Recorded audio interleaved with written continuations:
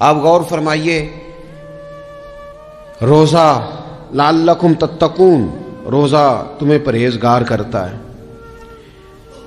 بہت سارے لوگ ایک بات کرتے ہیں کہ عادتیں نہیں بدلی جاتی، یار کوشش کرتا ہوں لیکن میری عادت نہیں تبدیل ہوتی۔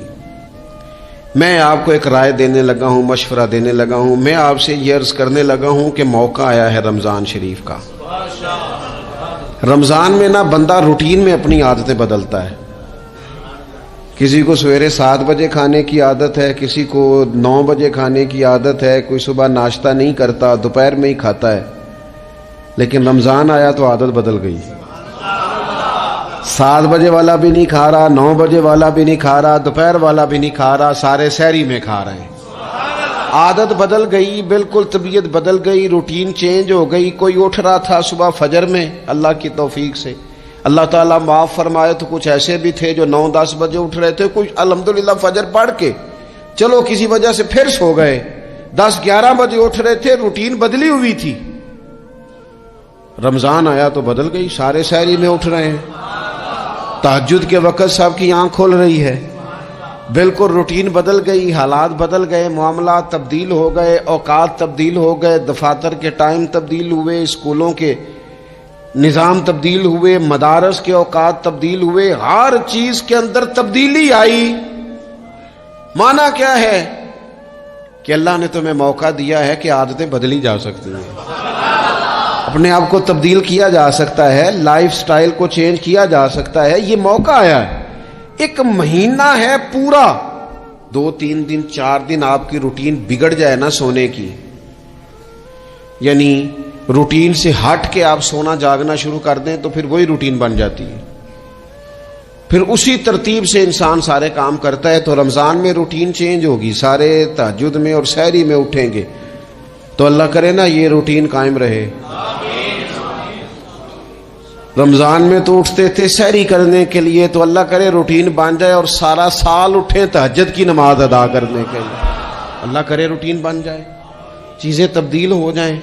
وہ لوگ جن کو ڈاکٹر کہہ رہے تھے کہ دوائی بھی کھانی ہے اور پرہیز بھی کرنا ہے، تو وہ کہہ رہے تھے جی دوائی کھانا تو آسان ہے، پرہیز کرنا مشکل ہے، تو بدلنے لگی ہے نا روٹین، آ گیا نا رمضان، پرہیز کا ٹائم شروع ہو گیا۔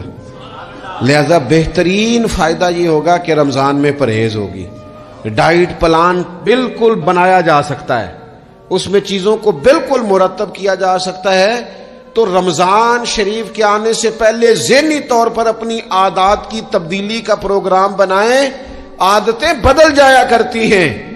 رسول کریم دنیا میں آئے وَيُزَكِّيكُمْ، حضور تزکیہ کرنے تو آئے ہیں، عادتیں بدلنے تو تشریف لائے ہیں۔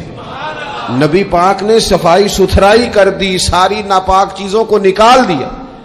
تو روٹین دیکھیں کہ رمضان میں تقوی کے حصول کے لیے اپنی عادات کو تبدیل کرنا ہے، اور اس کے لیے ذہنی طور پر اپنے آپ کو تیار کریں۔ وہ جو کہتے ہیں بچے سویرے نہیں اٹھتے، وہ روٹین بنا لیں، یہ موقع آیا ہے، ابھی سے ارادہ کر لیں کہ جناب ہم نے اس ترتیب سے اپنے گھر کو، ماحول کو، بچوں کو اس ترتیب سے ہم نے مرتب کرنا ہے چیزوں کو۔ یہ آپ ارادہ کریں، اللہ تعالیٰ مدد فرمائے گا۔ رمضان المبارک کی جو خاص فضیلت ہے، اس خاص فضیلت کو رمضان آنے سے پہلے ذہن میں بٹھا لیں، اور رمضان المبارک پورے کا پورا اس ذوق سے گزاریں کہ ذہن میں بات موجود ہو، ذہن میں کہ دراصل رمضان کیا ہے۔ اللہ کے پیارے رسول صلی اللہ تعالی علیہ وسلم نے فرمایا، اے لوگو تم پر ایک عظیم المرتبت مہینہ سایہ فکن ہو رہا ہے۔ حضور فرماتے ہیں شہر مبارک، فرمایا یہ بڑا برکت والا مہینہ ہے، یہ برکتیں لے کے آیا ہے، یہ رحمتیں لے کے آیا ہے، یہ اپنے ساتھ عنایات لے کے آیا۔ اور نبی اکرم صلی اللہ تعالی علیہ وآلہ وسلم نے فرمایا جو بندہ بھی قرب الہی کی نیت سے رمضان میں نیکی کا طلبگار ہوگا، فرمایا وہ اگر نفل نیکی کرے گا نا تو اللہ تعالیٰ اسے فرض کے برابر ثواب عطا فرمائے گا۔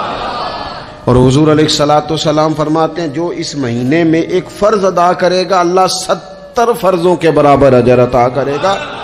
اپنے ذہن میں ایک بات بٹھائی جائے ذہن میں یہ بات بٹھائی جائے کہ یہ نا برکت والا مہینہ ہے، اس میں میرا ثواب بڑا ضربوں کے ساتھ آگے بڑھے گا، ایک ذہن بنایا جائے اور پھر ثواب اکٹھا کرنا شروع کر دیا جائے، پھر وہ ترتیب بنا لی جائے، کاروباری نہیں، روحانی ترتیب، کاروباری نہیں، یعنی نئے سے نئے سٹال نہ تیار کیے جائیں، مہنگائی کیسے کرنی ہے اور کس طرح کر کے کن چیزوں کی آج کل مانگ ہوگی، کس ترتیب سے سودا پہلے ہی خریدنا ہے، مہنگا کیسے کرنا ہے، اللہ معاف کرے مصنوعی قلت کیسے پیدا کرنی ہے، کمائی کیسے کرنی ہے۔ رمضان کے اندر جناب لوگ ساری ترتیب لگا کے، ساری، میرے ایک دوست ہیں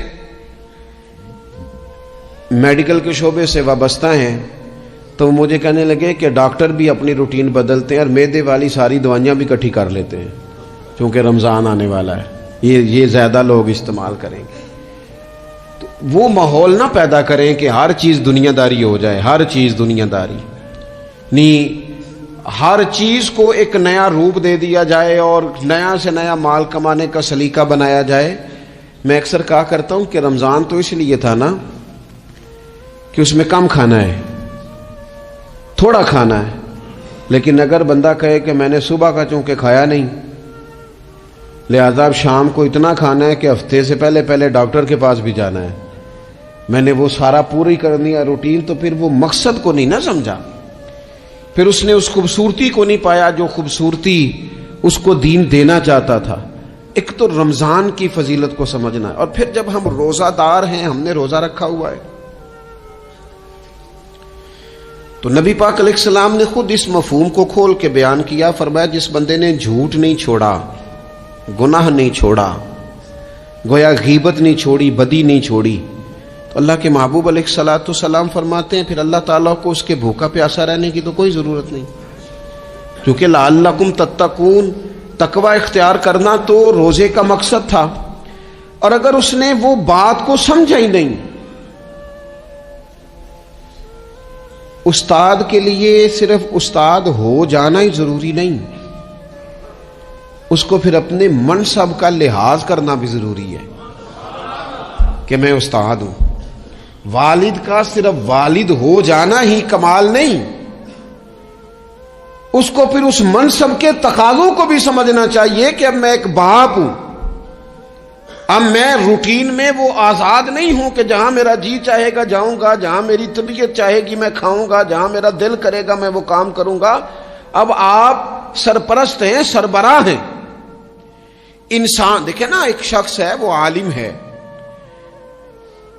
علم پڑھ لینا صرف کمال نہیں، وہ اپنے منصب کو بھی تو سمجھے نا، اس منصب کے وقار کو، اس کے لحاظ کو بھی تو سمجھے نا۔ ایک آدمی اگر عمر رسیدہ ہے، بڑا ہے، بزرگ ہے، اور وہ چاہتا ہے کہ میری بزرگی کی وجہ سے میرا اکرام کیا جائے، تو اسے اپنے منصب کا بھی لحاظ کرنا پڑے گا۔ اس کو حضرت سعدی فرمایا کرتے تھے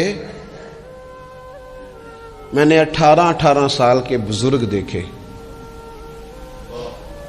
اور میں نے 75 سال کے بچے دیکھے۔ حضور کیا مطلب؟ فرمانے لگے عمر ہو گئی لیکن اپنے منصب کا خیال نہ کیا، عادات بچوں والی رہی۔ اور فرماتے میں نے ایسے لوگ دیکھے جن کو شروع وقت میں ہی اللہ والوں کی صحبت نصیب آئی، تو وہ جو بزرگی ہے وہ پھر عمر کی وجہ سے نہیں ملی، وہ اللہ نے علم اور عمل کی وجہ سے عطا فرما دی۔ تو اپنے منصب کا لحاظ کرنا کہ میرا یہ منصب ہے۔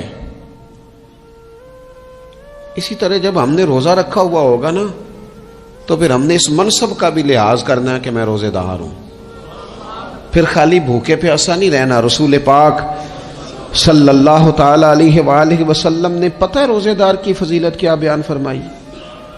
اللہ کے محبوب صلی اللہ تعالی علیہ وسلم فرماتے ہیں کہ رب فرماتا ہے ابن آدم کا ہر عمل اس کے لیے ہے، روزہ میرے لیے، اور فرمایا میں خود جزا دوں گا روزے کی، میں خود جزا دوں گا روزے کی۔ اور حضور فرماتے ہیں روزہ ڈھال ہے، جو شخص روزہ دار ہو وہ بےہودگی سے، فحش گوئی سے اجتناب کرے۔ اور اللہ کے محبوب صلی اللہ تعالی علیہ وسلم فرماتے ہیں اگر کوئی شخص اسے گالی دے اگر کوئی شخص اس سے جھگڑا کرنا چاہے تو پتہ کیا جواب دے؟ اسے کہے بھئی میں روزے دار ہوں، میرے منصب کا تقاضا نہیں کہ میں تیرے ساتھ الجھوں۔ اور رسول پاک صلی اللہ علیہ وسلم فرمانے لگے اوہو اتنی بڑی بات۔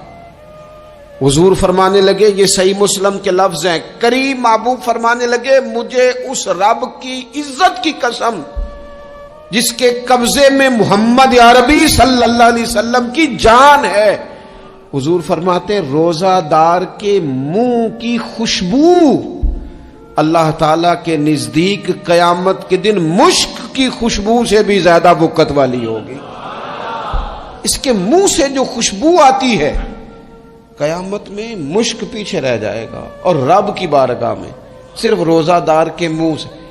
اگر تیرے منہ کی خوشبو رب کو اتنی پسند ہے تو تجھے بھی تو اپنے منصب کا خیال ہونا چاہیے کہ میں نے روزہ رکھا ہوا ہے، میں روزہ دار ہوں۔ اور میرے نبی پاک علیہ السلام کے یہ دو لفظ ہیں نا، وہ صوفیاء ہیں نا، اللہ کے نیک بندے جو ساری زندگی تڑپتے رہے کہ کبھی یہ حقیقت منتظر نظر آنا لباس مجاز میں، کبھی مالک ایک دفعہ کبھی تیرا جلوہ ملے، کبھی یہ حقیقت منتظر نظر آنا لباس مجاز میں۔ لاکھوں سجدے تڑپ رہے ہیں میری جبین نیاز میں، اور جو ساری زندگی کہتے رہے کہ ہم تو عمر دراز مانگ کے لائے تھے 4 دن، 2 آرزو میں کٹ گئے، 2 انتظار میں، یہ دیکھو انہیں انعام ملنے لگا ہے۔ جو اس کی راہ کے سوالی تھے، جو اس کے رستے کے مسافر تھے، جو اسے پانا چاہتے تھے، جو اس کی دید کرنا چاہتے تھے، جو اسے ملنا چاہتے تھے، میرے رسول پاک علیہ السلام نے فرمایا روزہ دار کو 2 خوشیاں ملیں گی۔ ایک خوشی اس وقت ملتی ہے جب وہ افطار کرتا ہے، اور فرمایا ایک خوشی اس وقت ملے گی جب وہ اپنے رب سے ملاقات کرے گا، جب وہ اس سے ملے گا تو اس وقت روزہ دار کو خوشی ہوگی۔ میرے دوستو، خوشی تو جو ہوگی سو ہوگی، لیکن یہ لفظ بڑے حسین نہیں کہ روزہ دار کی رب سے ملاقات ہوگی، یہی لفظ بڑے باکمال نہیں۔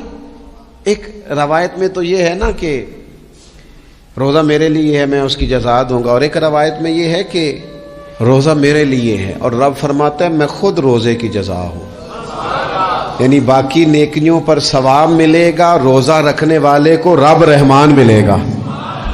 نبی اکرم صلی اللہ تعالی علیہ وسلم کے امت کے صوفیاء نے نا کچھ چیزوں کو بڑا کھولا ہے۔ عارف رومی کہتے ہیں کہ ایک دن نا محمود غزنوی نے خزانوں کے دروازے کھول دیے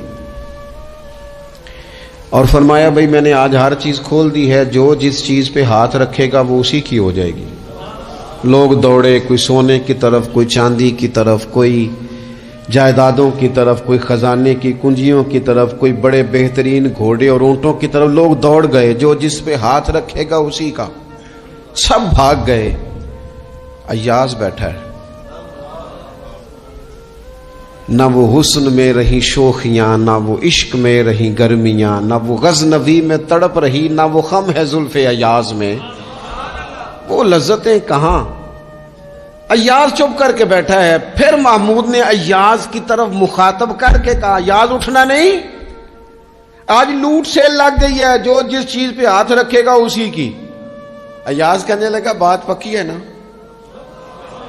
تو محمود خوش تھے، موڈ بڑا اچھا تھا، کہا بالکل پکی ہے۔ تو ایاز کہنے لگے چلو ٹھیک ہے۔ ایاز اٹھے، پیچھے سے جا کے نا تو محمود کے کندھے پہ ہاتھ رکھ دیا، محمود کے کندھے پہ ہاتھ رکھا۔ محمود کہنے لگے یہ کیا بات کا، آپ سے میں نے پوچھا تھا بات پکی ہے، جو جس پہ ہاتھ رکھے گا اسی کا نا۔ تو تھوڑی دیر پہلے مسکراتے چہروں میں آنسو آ گئے، ایاز بھی روئے تو محمود بھی روئے۔ کہا بادشاہ پکا رہنا، وہ جن کو خزانے چاہیے تھے وہ دوڑ گئے، مجھے تو تو چاہیے۔ لنگ کئی مہینے تے برس گئے تے تیری دید نو دیدے ترس گئے، تیری تو ملے گا۔